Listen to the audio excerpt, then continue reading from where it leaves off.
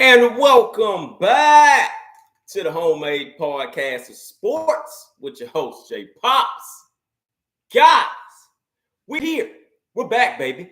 We're back. Guys, please forgive me for 1 second. Let me just turn this thing around just a little bit. Okay, there we go. Baby. We're back. But we're back. This is the Homemade Podcast Sports. I have some breaking news, of course, before I get into it. And I have about 2 breaking news reports before I just get on into this thing. So, this is what we're looking at. Okay? This is what we're looking at. Wide receiver, Caleb Chapman. And this is the day after I released my statement in which I said that Caleb Chapman was going to be one of the starters out here. So wide receiver Caleb Chapman, he has now entered the transfer portal. This comes once again right on the day after, which was yesterday, because he just entered on yesterday, in which I said everything good about Caleb Chapman, and then boom, go on Twitter to only find out, Caleb Chapman is into the transfer portal. What? That was one of the guys who I had started. That's why I was talking about a veteran wide receiver core. It wasn't elite by all means, but this is why I said the veteran core. So, well, scratch that out. Wide receiver Caleb Chapman, he is now gone.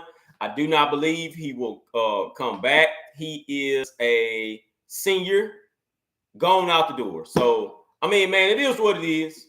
We'll continue to move along, but this is the reason to why I told you guys what I told you when this number 1 recruiting class signed on the dotted line. I told you that this year, I told you that this was the reason. I mean, I told you that this was going to happen. What was going to happen was that this certain recruiting class in particular, especially at the wide receiver spot, in which we have been so disgusted with lately, they were going to start pushing some people out the way. Now, I don't know why Caleb Chapman entered the transfer portal, because he was indeed going to be a starter. I mean, man, that was that. I don't know why Baylor Cupp entered the transfer portal. He was indeed going to be a starter also. That was that. However, the guys behind them were going to push them to their certain limits, okay? So once again, like I told you with Baylor Cupp, I don't really know the real reason behind why Chapman decided to transfer out, but he is now in the transfer portal. I wish him the best of luck and go and ball out. I just hate that the simple fact of when him and Baylor Cupp were at Texas A&M, they were so injury plagued. Those guys are some good guys, man, and they're going to be good wherever they go. It's just I wish they could have stayed with us. I'm not sure if him and Baylor Cupp may end up at Auburn. I'm gonna be honest with you. That may just be where they end up at Auburn, because Auburn needs some help. Okay, so if they go over there, they're going to indeed hook up with Zach Calzada if he is the starter, and I know they're going to ball out, man. So hey, it is what it is. Like I say, man, we wish him the best of luck. This only explains to, like I say, what I said, in which the next man is now called up. So my starting lineup now that I'm looking at it, it's going to be Evan Stewart. I believe indeed he will get his shot. I believe he will get his shot, man. So it will be Evan Stewart. I believe it will be Musa Muhammad. And this is the starting lineup I'm talking about, people. I believe it'll be Musa Muhammad. I believe that Chase Lane will be out there. Look, people can say what they want about Chase Lane. Chase Lane will be out there somewhere. Okay, I promise you that. Chase Lane will be out there somewhere. Now, I say that, I hope Chase Lane don't enter the transfer portal in the next minute, but I believe Chase Lane will be out there.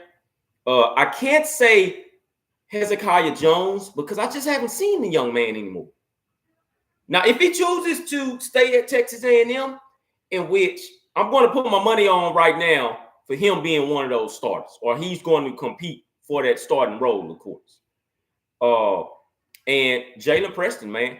Notice I didn't say Anaya Smith, only because Anaya Smith is going to be out there regardless to what anybody says. Okay, so I don't need to say anything about Anaya Smith. Anaya Smith has put in his time, and Anaya Smith will continue to get better and better and better.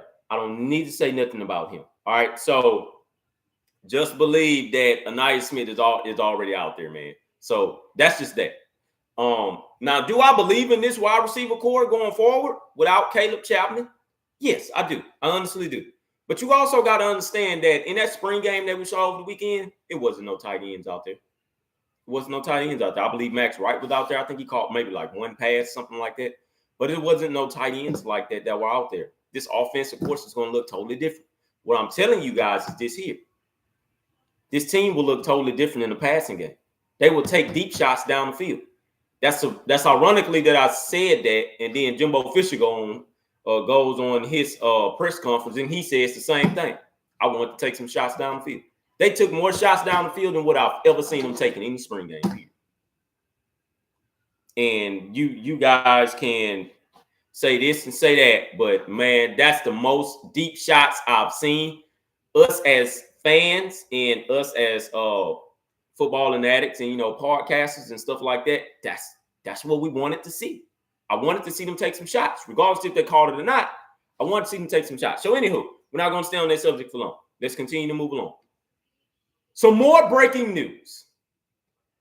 4-star athlete. I believe he's an athlete, man. But 4-star athlete. And look, I'm getting all kind of updates on my phone too. So this here came from CBS just now. And I'm going to read this out to you. It says that Texas A&M is at it again. Texas A&M lands commitment from national top 100 cornerback Bravion Rodgers. He's a part of the 2023.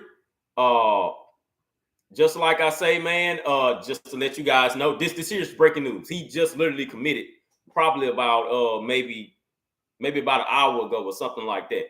But he's a top 100 recruit. And this comes a day after the punter Tyler White from out of there in South Lake Carroll just committed. He committed on yesterday. Bravion Rodgers commits on today. This all happens after these guys then went to the spring game, came out with a clear head. They liked what they seen. Boom, it's time to start committing. I told you. I'm telling you guys this now once again. Texas A&M could sign a number one class all over again. Believe what I'm telling you, man. We could indeed sign a number one class all over again.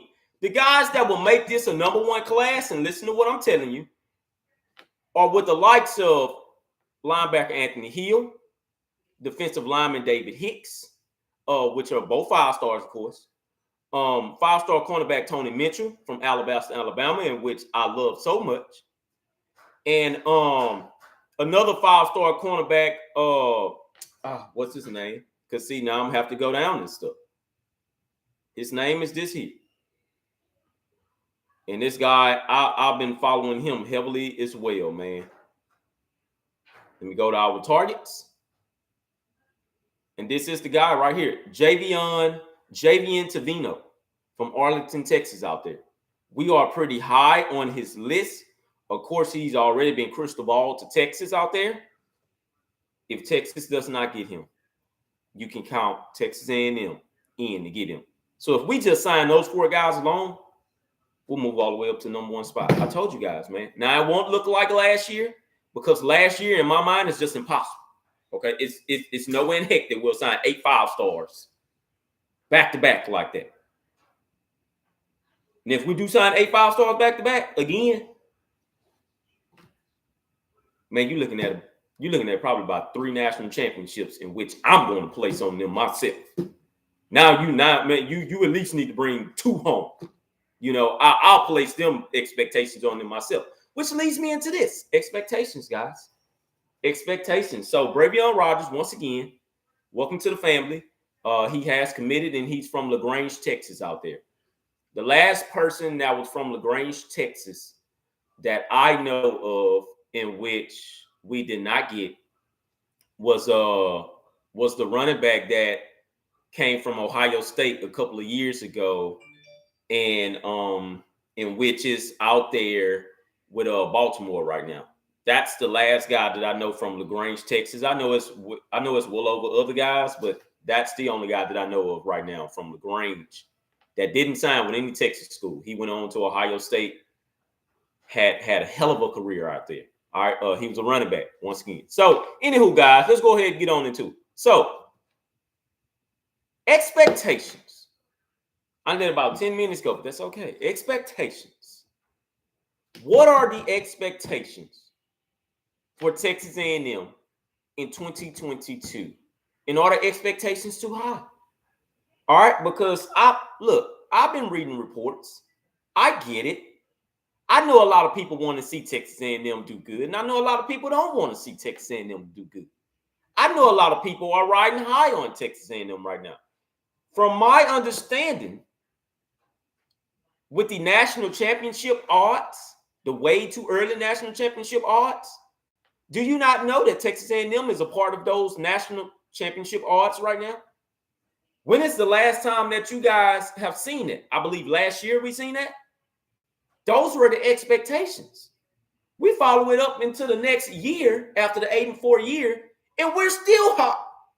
We're still high on national championship expectations. We're still in the conversation. I need you guys to understand that we will not leave the conversation as long as Jimbo Fisher is here. We won't leave the conversation as long as Jimbo Fisher continues to recruit at the level that he's recruiting.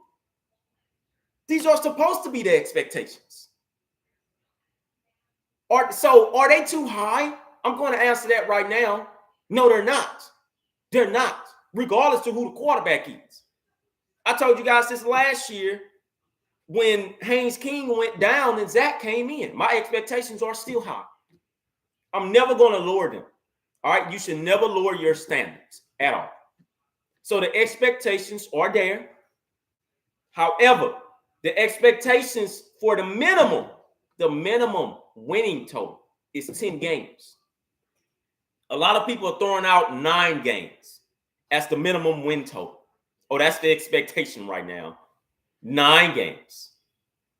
No. The minimum is 10. All right?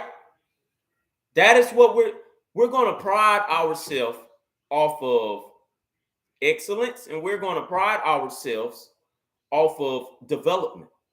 The development alone will get you to 10 games. All right? So the conversation of the 9-3 and 8-4 shenanigans, man, you guys can completely dismiss me on that. Those aren't anybody's expectations over here. Who's sitting up there placing 8 wins on Texas A&M and saying, yeah, man, hey, man, that's our expectation. So if we get the 8 wins, we know for sure that we have met and exceeded all expectations. No, we haven't.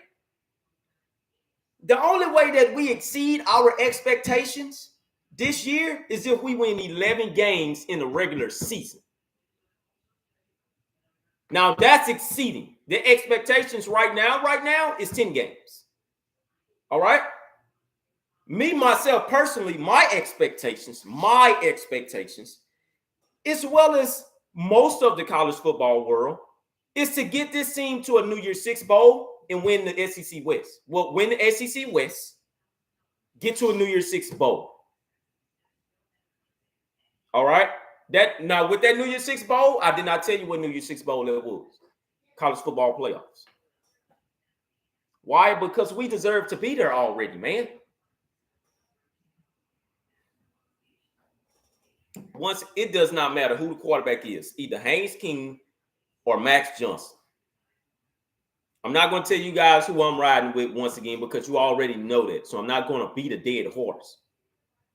But the expectations will still be up there. I'm not lowering them because of the simple fact of, well, we got to find out if the quarterback good or not. Man, we're going to find that out regardless. We're going to find that out regardless. What I'm leaning on for the second year in a row is this defense. Why am I leaning on them? Because the defense has absurdly moved past the offense in a direction that none of us would have even imagined. And I'm telling you guys what I know. I'm telling you guys what I know right now.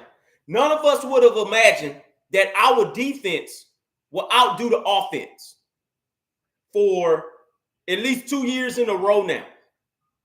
Our defense is still outdoing our offense. But what that does is put pressure on that offense to catch up with that defense way quicker than what we ever even thought they would do. That press coverage that you seen, that you had seen DJ Durkin play right there, because you guys need to understand DJ Durkin is a defensive coordinator now, people. All right, he is the DC. So I'm going to respect him as the DC. Okay? What DJ Durkin did, yes, Jimbo Fisher's the head coach, but what DJ Durkin did was play press coverage and put higher expectations on that wide receiver core than what Jimbo Fisher even put on him. He wants to know himself is if the wide receivers are better than his defensive backs. Are they better than my defensive backs? If they're not, then DJ Durkin and others on the coaching staff are wanting to help. Why? Because, guys, these are the looks that you're going to get from each and every SEC team. Okay? I'm going to tell you this once again. I'm going to give you the looks of what you're going to get from every SEC team with the same amount of talent that you guys have. I'm going to repeat that once again for the people in the back. I'm going to get that shirt made sooner or later. I'm going to repeat this once again for the people in the back. I'm going to give you looks of what every SEC team is going to do to you guys because of the talent that you guys have on that roster. You don't think it's a target on our backs? And I'm going to use Dabo Swinney's words here, but we're just a little old Texas A&M. We haven't won a national title. People always remind us of those things. We haven't won anything. But for whatever reason, we have higher expectations than the programs that are winning 10 games a season. We have higher expectations than Wisconsin that wins 10 games annually. Why is that? Why is that? Because of the talent that we have, man. Because of the coaches that we have. Because of the fan support that we have. Okay? Because of the support, period. All right? So that's crazy to me. That's crazy to me. I'm going to stop right here. I'm going to read one comment I got right here. Hell, J Pops could go play quarterback this season with them, and we win 10 games. And that's true, man. That is true. And shout out to the gamer. Shout out to the gaming Altar. I believe that's the name. So yeah, man, that's true. To be honest with you, this is our first ever time for us to witness Texas A&M with a roster in which I can throw my little son in there right now, and I still expect them to win 10 games. That's how much I'm excited about that roster, and that's how much talent that we have on that roster. That's crazy. That's crazy, man. Look, once again, everybody, it wasn't even much the whole full roster at that spring game. Some of those guys were on injured reserve, so they didn't play. You know, a lot of those guys are going to be on the starting defensive line. They wasn't out there. So you can imagine that defensive line compared to the starting defensive line. And you guys think that we're going to have holes? And you guys think that the expectations aren't going to remain the same there? You're crazy. You're crazy. I expect, if anybody, I expect this defense to be top 10 in the nation when the year's over with. I expect this defense to be top 10 in the nation by the time we reach Alabama. I expect this defense to be top 10 in the nation by the time we reach Arkansas. And what do you guys love to remind me? We're going to go one game at a time.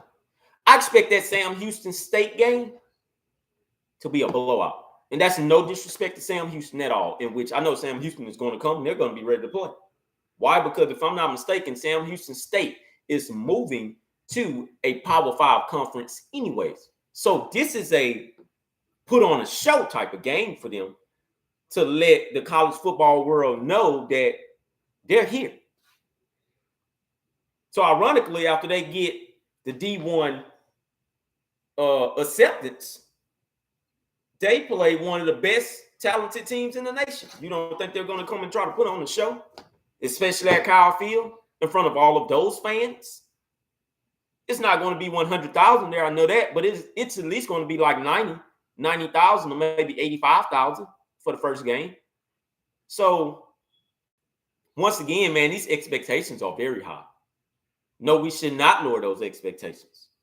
The expectations is to win it already. Okay? And this is what I'm not going to place any names on the ESPN article, but this is ESPN in general, college football wise. Those guys wrote that article and said, what are the 5 teams that are going to underachieve this year? One of them was Texas A&M, of course. Another one was LSU. Another one was Georgia. Who was the other one? I'm gonna just say those 3 right there: LSU, Georgia, and Texas A&M. They had them all on the underperforming list. So the thing about Texas A&M is that they wrote a whole column. It was literally like a whole column, and they were saying that the thing about Texas A&M is everybody is in the phase of, well, we'll believe it when we see it. And I can't be mad at them. I can't fault them on that. But at the same time, that doesn't mean that the expectations aren't there, because ESPN themselves, although we may say ESPN is against Texas A&M, those are the number 1 guys that will lay the highest expectations on Texas A&M, and they just want to see if they can live up to those expectations or not. I guarantee you, the minute we get to 10 wins, the first praise that you're going to hear is from ESPN themselves. I'm telling you what I know, man. ESPN will be the first ones to congratulate Texas A&M for reaching that 10-win mark. And that won't be when the season is done and we're going into the bowl game. That will be well before the bowl game. If we get to 11 wins and we're, say, 11-1 and probably tied with Alabama so far as seeing who's going to win a division race, believe that they're going to praise the heck out of Texas A&M. In my mind, I've already told you guys, like I said before, and of course, everybody keeps on pointing this out. Oh, man, you guys just want to be Alabama and feel like those are the expectations and that's it, and forget about everybody else. No, we don't.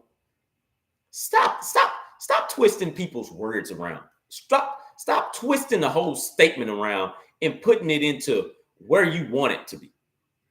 We're not just coming for Alabama. We're coming for everybody in the SEC West. This has been put in place since 10 years ago, man. Okay? This has been put in place since 10 years ago. The only problem is that Alabama was always at the top of the mountain. And then if it's not Alabama, it's LSU. And if it's not LSU, it's Auburn. Those are the 3 teams that have been a thorn in our sides so far as losing to consistently. And then you got the Mississippi schools, in which I have no clue why in the heck we lose to those schools like that. But we won't this year. We won't this year. And you can bet your bubble on that. All right? So, like I say, man, if this team gets to 11 wins before that last game of the season, then I'm going to need all of you guys that are unsubscribed to just subscribe to the podcast, man. That's all I ask for. That is all I ask for. Just subscribe to the podcast. And, just continue to hear me out.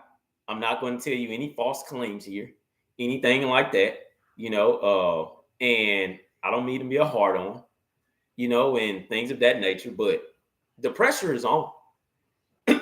Us in College Station, man, we know that the pressure is on. The pressure's been on ever since Jimbo Fisher's got here, to be brutally honest with you. Jimbo Fisher knows this. The AD knows this. Ross Stewart, he knows this. The football players, they definitely know this. The expectations has been there. You just got to go out there and put the wins together. We got the recruiting classes. We got the facilities. We got the coaches. We got the money. You know, since people love to say that Texas A&M spent $30 million on the recruiting class anyway. So I'm gonna point this out once again. We got the money. So now it's all about the wins. Can we translate all of this into the wins? We got the quarterbacks with an S. So can we translate this to wins? That's all that we're trying to see. You know, that is all that we're trying to see. That's all that we're looking for. Win.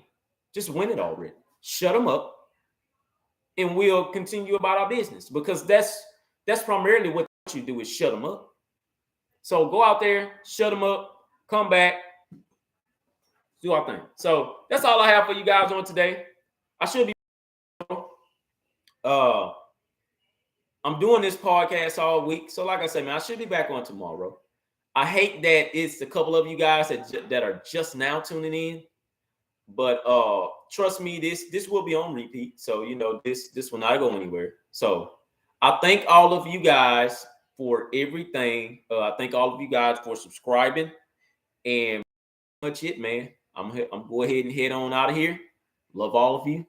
#Gigem.